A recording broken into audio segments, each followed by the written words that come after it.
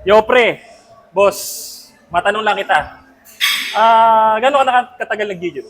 O nag-workout? Bali, 1 month lang po ako nag-gym, then home workout po ako for 3 months. Home workout for 3 months. May pinapalo ka ba specific meal plan, mga gano'n? Sa ngayon, wala po po. Parang, Wala.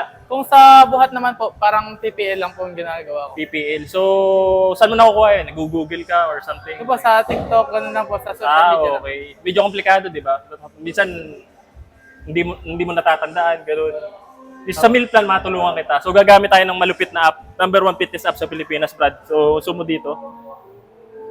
Una-una, boss, kunin ko muna ang details mo. Okay. Internet ba? Wala tayong internet So, yan. So, ang age mo is 19 po. 19 yun, sakto. Weight mo is 66, 66. Height mo is 5'7 po. 5'7. Activity level is Ano po, active po ako eh. Bali, ilang beses sa isang linggo? ano po, 6 6 days po. 6 to 7 days a week. Sure ball So, yan. Fitness level mo, intermediate or advanced or Anong intermediate? intermediate? Sige po, Kasi intermediate. buwan ka pa lang Anong trip mong katawan, yung goal mo? Yung Nakalagay dito, mga pamimilian. Lean bulk, bulk, athletic imbalance, B-shape torso, marami dito. Yung part po ba na medyo aesthetic tingnan ng B-shape? Ito, B-shape torso. So, yan. Update natin. So, yun na. So, magja-generate siya ng workout sa'yo. So, yan. Monday to Sunday, may workout ka na. nag-generate siya based sa statistics. Napakalupit niyan. So, nakalagay na yung active rest day at saka active recovery. Nakalagay na. So, siya na rin nag-split ng workout mo. Siya na nag-schedule para sa'yo.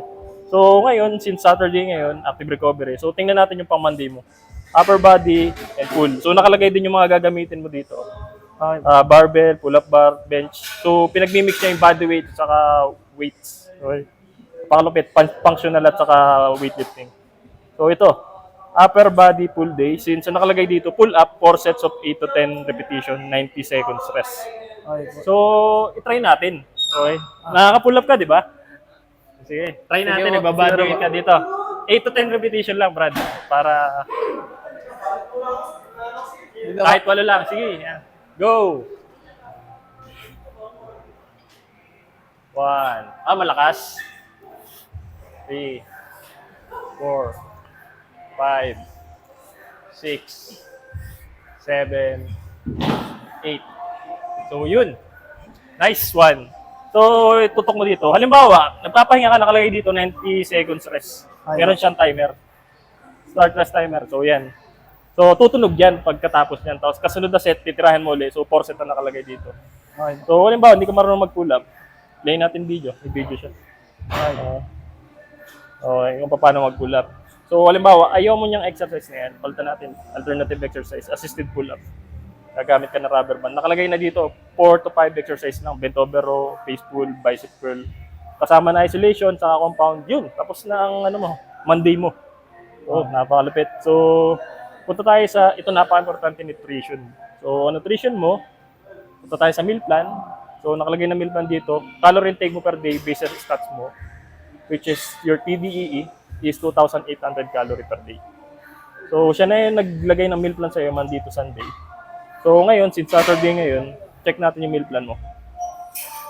So, yan, nakalagay. Mostly Filipino food yan. So, chicken curry with rice. O, diba? Mga paborito mo pagkain. So, halimbawa, ayaw mo niyan chia seed pudding with fruits na yan. Hindi mo alam. Palitan natin, replace meal. Avocado toast with poached egg. Ayaw niyan.